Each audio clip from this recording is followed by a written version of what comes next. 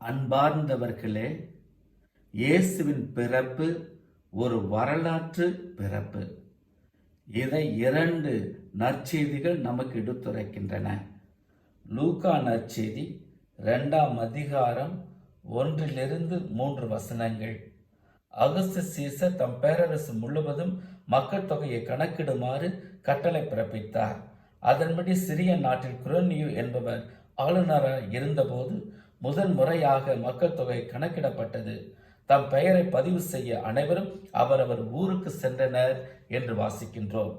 அதே சமயத்தில் மத்தேயு நற்செய்தி 2ஆம் அதிகாரம் 1ஆம் வசனத்தில் ஏரோது மன்னன் காலத்தில் யூதேயாவில் உள்ள பெத்லகேமில் இயேசு பிறந்தார் என்று குறிப்பிடப்படுகிறது. எனவே இயேசுவின் பிறப்பு ஒரு வரலாற்று பிறப்பு.